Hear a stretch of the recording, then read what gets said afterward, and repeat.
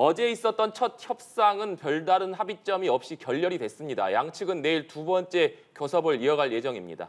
예, 엿새째 파업이 이어지면서 물류 피해도 확산하는 상황에서 윤석열 대통령이 사상 첫 업무 개시 명령을 발동하기도 했는데요. 자세한 내용들 김만규 변호사와 보다 자세히 살펴보도록 하겠습니다. 어서 오시죠. 네, 어서 오십시오. 안녕하세요. 네, 저희가 양측의 입장을 차례로 연결해서 좀 들어봤습니다만 여전히 입장 차가 뚜렷한 것 같습니다. 이 간극을 찾기가 좀 쉽지 않아 보이는데 어떻게 좀 들으셨습니까? 네, 뭐 업무 개시 명령이라는 어떻게 보면은 이 화물운수법에 정한 이 제도가 어떤 처음으로 윤석열 정부가 카드를 꺼낸 거 아니겠습니까? 네.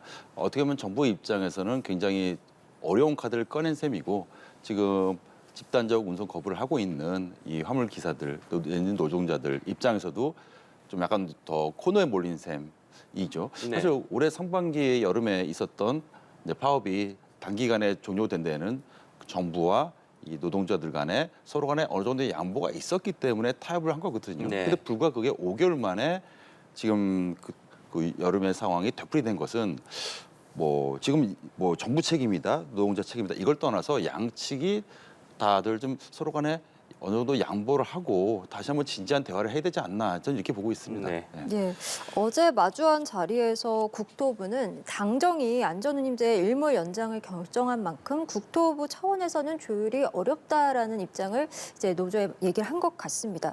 국토부가 이렇게 교섭에 나서긴 했지만 사실상 화물연대는 지금 정부가 화조편을 들고 있다 이렇게 지금 강하게 반발하고 있거든요. 사실 이 부분은 올 여름에 그 화물연대가 파업을 이제 중단하고 정부랑 이제 합의를 하지 않았습니까? 그러면 그 당시 양측이 어떤 식으로 합의했는지 그 내용을 돌출해 보면 될 것 같습니다. 사실 근데 그 당시 이제 국토부가 그 언론에 낸 보도 자료를 보면 이 안전운임제에 대해서 좀 긍정적으로 존치시키겠다. 그리고 안전운임제 대상 품목 확대에 대해서도 이 노동자 측과 충분히 논의하겠다. 이 두 가지를 공표했거든요. 그럼 정부는 이 두 가지 약속을 지키면 될 것이고 또 이 화물 차주들, 이 노동자들 입장에서도 이 정부랑 합의한 내용이니까 이 부분이 얼마나 충실히 지켜졌는지 내지는 정부가 약속을 지키지 않았는지 아니면 노동자들이 그보다 더 과다한 요구를 했는지 이 부분이 서로 간에 좀 알려져야 된다 이렇게 보고 있습니다. 네. 윤석열 대통령이 오늘 오전 업무 개시 명령을 발동하면서 정부에서도 즉각 업무 개시 명령 발동에 들어갔습니다. 그런데 조금 전에 직접 들으셨지만 화물연대 측에서는 이것이 반헌법적 조치이기 때문에 절대 응할 수 없다 이런 입장이거든요. 화물연대 측이 정부의 업무 개시 명령에 응하지 않는다면 향후 어떤 조치가 좀 뒤따르게 되나요? 네, 일단은 업무 개시 명령을 오늘 발동했으니까 아마 그 오늘 당장 오늘이라도 그 내지는 내일까지 그 운수업자들 운수업체죠 운수업체 네. 수십 군데에는 아마 도달이 될 겁니다 이 명령서가. 네네. 그리고 더 나아가서 직접적으로 화물을 운전하는 이 기사들에게도 조만간에 뭐 도달될 가능성이 높은데요. 이 명령서를 받게 되면은 다음날 자정까지 업무에 복귀해야 됩니다. 법에 네. 따르면 복귀하지 않으면은 이제 형사처벌까지 전제되고 면허 취소도 예정돼 있습니다.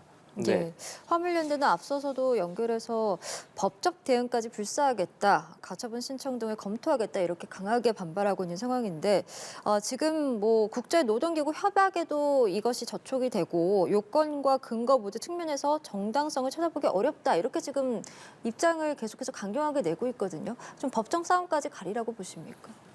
가장 이상적인 것은 당장 내일이라도 그 양측이 그 서로 간에 어느 정도 서로 간에 양보를 해서 충분한 대화를 통해서 어떻게 보면 합의를 통해서 이 문제를 해결하는 게 가장 이상적인 건데요. 만약에 그런 합의가 계속 이루어지지 않고 이런 어떤 화물연대 측이 법적으로 다투게 되면 사실 이것은 뭐 쟁점될 특히 이제 뭐 이 업무 명령 개시 명령에 대한 만약에 효력정지 가처분을 신청한다면 법원 입장에서도 이게 처음으로 발동된 것이기 때문에 네. 그 다투질 쟁점들이 많은데요. 앞서 말씀하신 뭐 ILO 협약, 뭐 대표적인 것이 이제 강제노동 금지 협약인데 우리나라가 물론 이 협약에 비준을 하지 않았지만 비준하지 않더라도 사실은 ILO가 이걸 정밀히 조사해서 어떤 식으로든지 권고를 할 수 있거든요. 이게 가장 문제는 뭐냐면 이 화물차주들 기사들이 일반 어떤 노사 간의 노동자는 아닙니다. 왜냐하면 근로계약서를 작성한 사람들은 아니고요. 대부분 어떤 운송사, 예를 들면 통하는 어떤 차량을 지입을 해가지고 운전하신 분들이거든요. 그래서 면허는 대부분이 운송사들이 있어요. 그 운송사들이 화주들로부터 돈을 받는 거죠. 돈을 받아서 본인들이 수수료를 떼어가지고 기사들한테 돈을 준 형태인데요.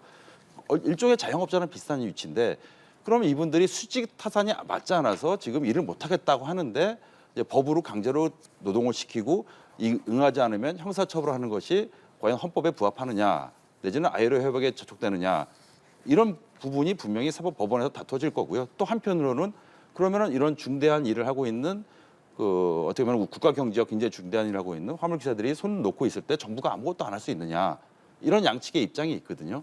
그래서 법원에서 만약 가처분을 만약 신청을 한다면 아마 치열하게 법적 다툼이 진행될 것으로 봅니다. 네. 업무 개시 명령과 관련한 법적인 쟁점도 좀 짚어보겠습니다. 앞서 언급해 주셨지만 정부 측에서는 이 화물 차주들이 노동자가 아닌 자영업자이기 때문에 화물연대도 노동조합으로 볼 수 없다 이런 입장이거든요. 이건 어떻게 해석해야겠습니까? 네, 이거는 뭐 반은 맞고 반은 또 사실이 아닌 경우가 있는데요. 네. 일단 화물연대가 우리가 일반적으로 알고 있는 어떤 뭐 사용자가 있고 뭐 근로자가 있어서 근로계약서를 작성한 어떤 이런 전형적인 뭐 노동자 형태 그래서 노조 형태를 갖춘 건 아닌데 네. 다만 그 민주노총 산하에 노조에 가입을 했기 때문에 산별 노조 형식으로 그래서 뭐 법에서 보장되지 않는 노조는 아니다. 이건 또 사실이 아닙니다. 네. 예, 산별 노조라고 보시면 될 것 같고요. 그리고 또 한편으로 드는 생각은 앞서 말씀드렸듯이 자영업자인데 자영업자가 이런 어떤 현재 받고 있는 운임이 본인이 노동에 한 거에 비해서 그 너무 적다 내지는 너무 고되다 일이 그래서 지금 일을 좀 못하겠다 이렇게 되면은 그래도 법에서는 어떻든 간에 강제라도 일을 시킬 수 있는 이 명령제도가 있지 않습니다. 그러면은 이분들이 그 강제로 일을 시킬 수 있던 어떤 공적인 지위를 최소한 법에서 보장했다면은 이분들이 지금 요구하는 뭐 안전운임제도라든가 뭐 아니면 안전운임제를 대상 품목을 확대하겠다 이런 부분에 대해서 정부가 그 좀 약간 경청을 해서 뭐 전부는 아니더라도 일부라도 좀 수용하는 자세 내지는 협의하는 장기적 자세는 필요하다고 생각합니다. 네. 네. 그리고 업무 개시 명령의 조항의 내용이 좀 모호하다라는 지적도 있는 것 같습니다. 운수사업법을 보면 화물운송에 커다란 지장을 줘서 국가 경제에 매우 심각한 위기를 초래한다 이렇게 규정이 되어 있는데 여기서 커다란 지장, 매우 심각한 위기는 좀 해석하는 거에 따라서도 다를 수 있기 때문에 이런 이야기들이 나오는 것 같습니다. 근데 바로 그 점이 만일에 이제 이게 법적 다툼이 돼서 그 정부의 어떤 이번 판단이 적법하냐 내지는 뭐 화물연대 노동자들의 입장이 맞느냐 이 쟁점이 되는 것이 바로 그 부분입니다. 이게 국가 경제의 중대한 위기 이 부분에 대한 해석을 어떻게 하느냐에 따라 다르거든요. 과연 지금 파업을 한지 내지는 운송 거부를 한지 6일이 됐습니다. 물론 굉장히 심각한 경제적인 어떤 피해를 주는 건 사실이죠. 네, 사실인데 이것이 과연 우리 대한민국이라는 어떤 나라의 시스템을 뒤흔드는 심각한 국가 경제적 위기에 처한 거냐 이거에 대해서는 정부가 입증을 해야 되거든요. 예. 근데 ILO 협약 같은 경우는 어떻게 보냐면은 강제 노동을 시킬 수 있는 예외가 있습니다. 예를 들면 전쟁이라든가 어떤 커다란 재난이 발생한 경우에는 발동이 가능하다고 보고 있거든요. 네. 근데 그런 상황에 지금 현재 우리나라가 어떤 심각한 위기 상황이냐 이거는 결국은 정부가 구체적인 증거를 제출해야겠죠 법원에다가. 네, 알겠습니다. 내일 2차 교섭에서는 또 어떤 내용들이 나올지 저희가 더 지켜봐야 될 것 같습니다. 지금까지 김한규 변호사와 함께 이야기 나눠봤습니다. 오늘 말씀 고맙습니다. 네.